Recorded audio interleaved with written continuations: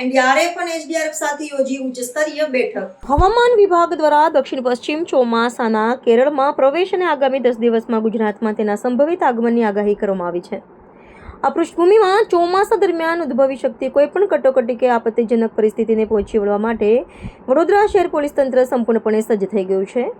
નાગરિકોની જાનમાલની સુરક્ષા સુનિશ્ચિત કરવાના હેતુથી પોલીસે આગમચેતીના ભાગરૂપે અત્યારથી જ વ્યાપક એક્શન પ્લાન અને આગોતરું આયોજન તૈયાર કરી લીધું છે।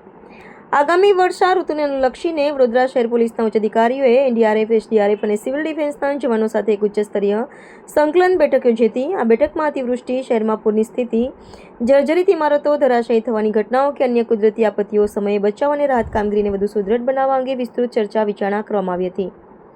આ ઉપરાંત આકસ્મિક સંજોગોમાં ઉપયોગમાં લેવાનાર અત્યાધુનિક રેસ્ક્યુ સાધન સામગ્રીનું નિદર્શન પણ યોજવામાં આવ્યું હતું, જેથી તમામ એજન્સીઓને ઓપરેશનલ સજ્જતા ચકાસી શકાય। આ તૈયારીઓ અંગે વડોદરાના પોલીસ કમિશનર નરસિંહ કુમારે સ્પષ્ટ કર્યું હતું કે કોઈપણ આપત્તિના સમયે શહેર પોલીસ ફર્સ્ટ રિસ્પોન્ડર તરીકેની ભૂમિકા ભજવવા માટે તમામ જરૂરી સાધનો સાથે સજ્જ છે। બચાવ કામગીરીને ઝડપી બનાવવા માટે પોલીસ વિભાગે અન્ય સરકારી વિભાગો તેમજ સ્થાનિક સેવાભાવી સંસ્થાઓ સાથે પણ વ્યવસ્થિત સંકલન સાધી લીધું છે।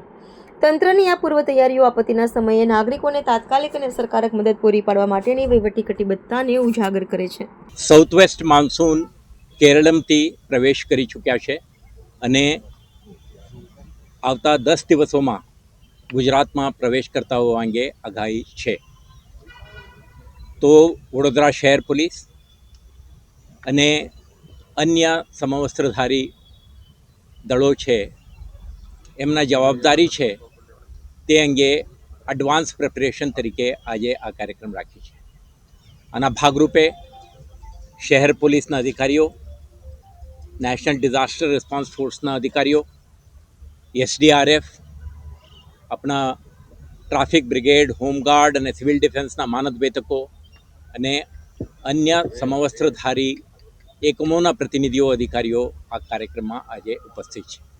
આ કાર્યક્રમમાં આપણે પ્રયાસ કરી છે કે વડોદરા શહેરમાં જે વર્ષ ઋતુ દરમિયાન અતિવૃષ્ટિ, પૂરના પરિસ્થિતિ કે કોઈ હાઉસ કોલેપ્સ કે લેન્ડસ્લાઇડ જેવા આપતકાલીન પરિસ્થિતિ ઉપસ્થિત થઈ શકે અને આવા સંજોગોમાં શહેર પોલીસ ફર્સ્ટ રિસ્પોન્ડર તરીકે રિસ્પોન્સ આપવા માટે આપણા લોજિસ્ટિક્સ, સ્કિલ સેટ્સ અને આના જાણકારી, કમ્યુનિકેશન વ્યવસ્થા, આપણા સાધન સામગ્રીઓ સાથે આપણા તૈયારીઓ અને ઓપરેશનલ પ્રિપેરેડનેસ સાથે સાથે અન્ય વિભાગો સાથે સંકલન કરવા માટેના તમામ તૈયારીઓ કરવાનું રહે। આ પ્રકારની એક તૈયારી આજના કાર્યક્રમમાં આપણે કરી રહ્યા છીએ। તો આમાં તમે જોઈ શકશો કે ફર્સ્ટ રિસ્પોન્ડર તરીકે કેટલાક સાધન સામગ્રીઓ અને ઇક્વિપમેન્ટ્સ એન્ડ ટૂલ કિટ્સ અને કમ્યુનિકેશન વ્યવસ્થા સાથે શહેર પોલીસ અને એમના મદદમાં જ્યારે પરિસ્થિતિ વધારે બગડે ત્યારે એસડીઆરએફના આખા ટીમ એમના જો બોટ હોય કે રસાઓ હોય કે અને રેસ્ક્યુને સુરક્ષિત સ્થળે સ્થળાંતરિત કરવા માટે લોકોને જે વ્યવસ્થાઓ જોઈએ આ તમામ પ્રકારના ટૂલ કિટ્સ અને ઇક્વિપમેન્ટ આજે ડિસ્પ્લે પણ કરી છે અને સાથે સાથે આપણા આંતરિક standard operating procedure, inter agency coordination માટેના મુદ્દાઓ અને